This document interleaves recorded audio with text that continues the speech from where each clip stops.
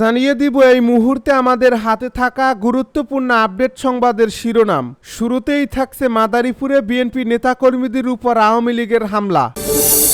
এবারে থাকছে আন্দোলনকারীদের বিষয়ে ঢাবি ভিসিকে শেখ হাসিনার মন্তব্য, রাজাকারদের ফাঁসি দিয়েছি, এবার তোদেরকেও ছাড়ব না। আরও থাকছে কিশোরগঞ্জে মাইকে ঘোষণা দিয়ে গ্রামবাসীর সংঘর্ষ, আহত ৩০। এদিকে শান্তির জন্য ইউক্রেন রাশিয়াকে কিছু ভূখণ্ড ছেড়ে দিতেই হবে বলছে ট্রাম্প।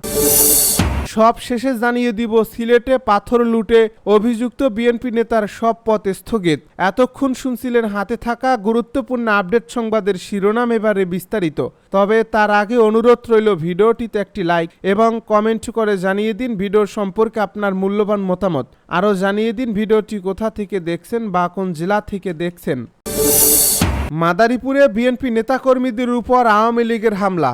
মাদারীপুর জেলার শিবচরে তারেক রহমানের ৩১ দফা লিফলেট বিতরণকালে বিএনপির লোকজনের উপর হামলার অভিযোগ উঠছে। এ সময় আহত হয়েছে অন্তত ১৫ জন। সোমবার রাত ৯টার দিকে শিবচরের চর শ্যামল এলাকায় পৌর ভবনের ২-এর কাছে এই ঘটনা ঘটে। আহতদের বেশিরভাগ উপজেলার পাচ্চার ইউনিয়ন বিএনপি ও অঙ্গ সংগঠনের নেতাকর্মী বলে জানা গেছে। স্থানীয় সূত্রে জানা গেছে সোমবার সন্ধ্যার দিকে বিএনপি নেতা সাজ্জাদ হোসেন লাবলু সিদ্দিকীর সমর্থিত বিএনপি নেতাকর্মীরা তারেক রহমানের ৩১ দফা লিফলেট বিতরণ করতে বের হন। পৌরসভার চর শ্যামল্যা কাজীর দোকান এলাকায় লিফলেট বিতরণকালের কেন্দ্র করে বিএনপি পরিষদের সাবেক চেয়ারম্যান ও আওয়ামী লীগের নেতা বাবুল ফকিরের ছেলে সুমন ফকিরের সঙ্গে কথার কাটাকাটি হয়। এক পর্যায়ে লিফলেট বিতরণকারীদের উপর হামলা চালায় সুমনের নেতৃত্বের দলটি। এ সময় বেশ কিছু মোটরসাইকেল ভাঙচুর করা হয়। এতে আহত হয় অন্তত ১৫ জন। তাদের উদ্ধার করে উপজেলা স্বাস্থ্য কমপ্লেক্সে ভর্তি করা হয়েছে। কয়েকজনকে উন্নত চিকিৎসার জন্য ঢাকায় পাঠানো হয়েছে। খবর পেয়ে থানা পুলিশ পরিস্থিতি নিয়ন্ত্রণে আনে। আন্দোলনকারীদের বিষয়ে ঢাবি ভিসিকে শেখ হাসিনার হুঁশিয়ারি, রাজাকার ফাঁসি দিয়েছি, এবার তোদেরকেও ছাড়ব না। আন্দোলনকারীদের ফাঁসি দিতে চেয়েছিলেন ক্ষমতাচ্যুত প্রধানমন্ত্রী শেখ হাসিনা।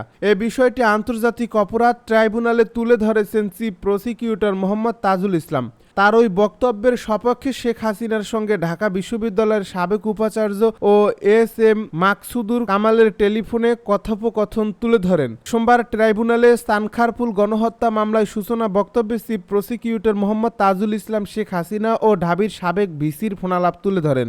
আন্তর্জাতিক অপরাধ ট্রাইব্যুনালে এ ফোনালাপ জমা দিয়েছে প্রসিকিউশন। শেখ হাসিনার সঙ্গে টেলিফোনে মাকসুদ কালামের কথা হয়েছিল গত বছরের ১৪ জুলাই। ওই কথোপকথনের বিষয়ে চিফ প্রসিকিউটর তাজুল ইসলাম বলেন, সেদিন মাকসুদ কালাম বলেছেন প্রত্যেক হল থেকে তার ছেলে মেয়েরা তালা ভেঙে বের হয়ে গেছে। এখন তারা রাজু ভাস্কর্যে ৪-৫ হাজার ছেলে মেয়ে জমা হয়েছে, মল চত্বরে জমা হয়েছে এবং যে কোনো মুহূর্তে আমার বাসাও অ্যাটাক করতে পারে। এরপর শেখ হাসিনা বলেন, তোমার বাসা প্রোটেকশনের কথা বলে দিচ্ছি। এ সময় শেখ হাসিনা বলেন, লাঠিসোঁটা নিয়ে বের হলে হবে না। পরে মাকসুদ কামাল বলেন, ওই রকম একটা প্রস্তুতি, লাঠিসোঁটা নিয়ে বের হইছে। এ সময় শেখ হাসিনা বলেন, লাঠিসোঁটা নিয়ে বের হলে হবে না। আমি পুলিশ এবং বিডিআর হয়ে বিজিবি আর বলছি খুব অ্যালার্ট থাকতে হবে। তারা রাজাকার হইতে চাইছে তো, তাদের সবাই রাজাকার। কি আশ্চর্য, আমি কোন দেশে বসবাস করি? এর জবাবে মাকসুদ কামাল বলেন, জি জি বলতেছে, আমরা সবাই রাজাকার। শেখ হাসিনা আরও বলেন, তো রাজাকারের তো ফাঁসি দিছি, এবার তোদেরও তাই করব, একটাও ছাড়বো না, আমি বলে দিচ্ছি। এই এতদিন ধরে আমরা কিন্তু বলিনি, ধৈর্য ধরছি, তারা আবার বাড়ছে। এরপর মাকসুদ কামাল বলেন, বেশি বেড়ে গেছে এবং অতিরিক্ত বেড়ে গেছে। অতিরিক্ত আপা, একটু ক্যাম্পাসের নিরাপত্তাটা আর একটু বাড়ানো, আর আমার বাসার ওইখানেও। কিশোরগঞ্জে মাইকে ঘোষণা দিয়ে গ্রামবাসীর সংঘর্ষ, আহত ৩০। কিশোরগঞ্জের করিমগঞ্জ উপজেলায় মাইকে ঘোষণা দিয়ে দুই দল গ্রামবাসীর মধ্যে সংঘর্ষের ঘটনা ঘটছে। এতে অন্তত ৩০ জন আহত হয়েছে। সোমবার দুপুরে উপজেলার কিরাটন ইউনিয়নের গৌরার গোপ গ্রামে এই সংঘর্ষের ঘটনা ঘটে বলে করিমগঞ্জ থানার ওসি শেখ মোহাম্মদ মাহবুবুর মোর্শেদ জানান। স্থানীয়দের বরাতে পুলিশ জানায়, শনিবার বিকেলে বাড়ি থেকে গাবতলী বাজারের দিকে যাচ্ছিলেন তাজুল ইসলাম।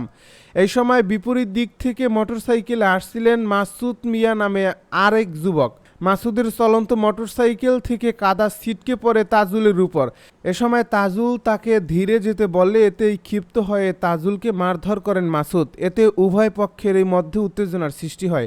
এই ঘটনাকে কেন্দ্র করে দুপুর 12টায় মসজিদের মাইকে ঘোষণা দিয়ে দেশীয় অস্ত্রশস্ত্র নিয়ে সংঘর্ষে জড়ায় উভয় পক্ষ।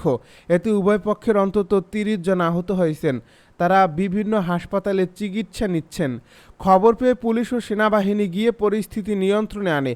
ওসি শেখ মোহাম্মদ মাহবুব মোর্শেদ জানান, এ বিষয়ে এখনও কেউ লিখিত অভিযোগ করেনি। অভিযোগ পেলে ব্যবস্থা গ্রহণ করা হবে।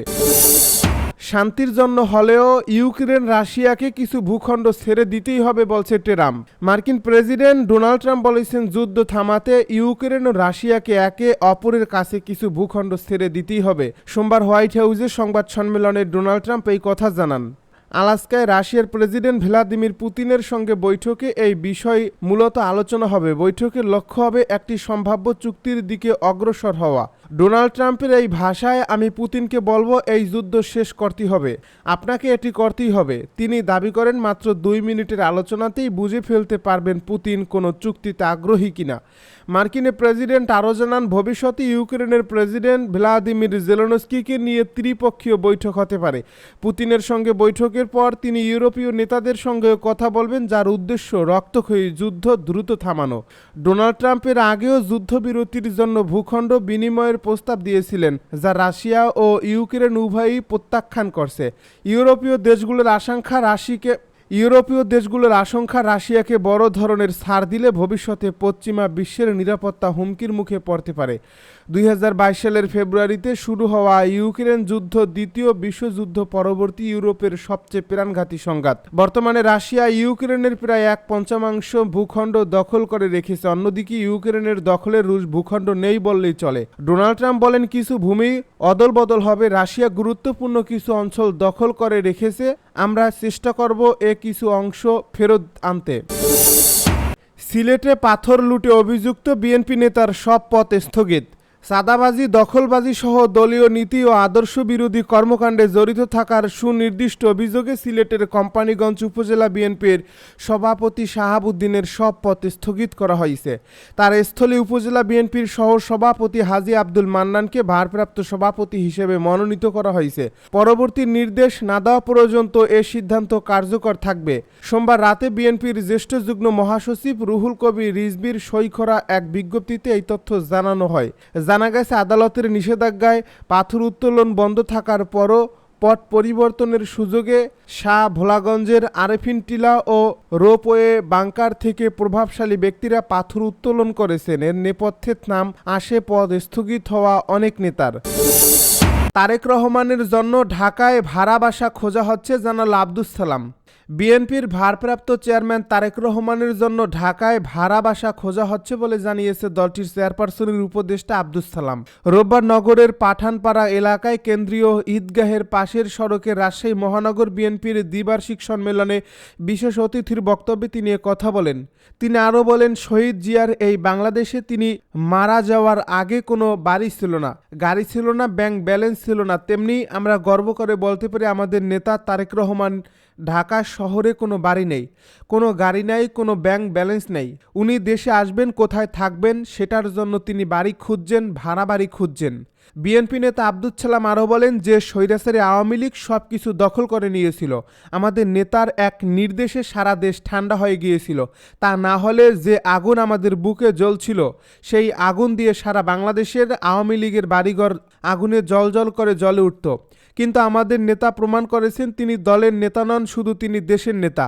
তিনি আরও বলেন, জিয়াউর রহমান যেমন তলাবিহীন ঝুড়ি থেকে দেশকে উদ্ধার করে বিদেশে চাল রপ্তানি করেছিলেন, তেমনি তারেক রহমান ক্ষমতায় এলে 1 মাসের মধ্যে দেশের পরিবর্তন আনবেন। বিএনপির এই নেতা আরও বলেন, ইনশাল্লাহ আগামী নির্বাচনে বাংলাদেশের রাষ্ট্র ক্ষমতায় যখন তারেক রহমান আসবে, 1 মাসের মধ্যে তার বাবার মতোই এই দেশকে তিনি পরিবর্তন করে দেবেন।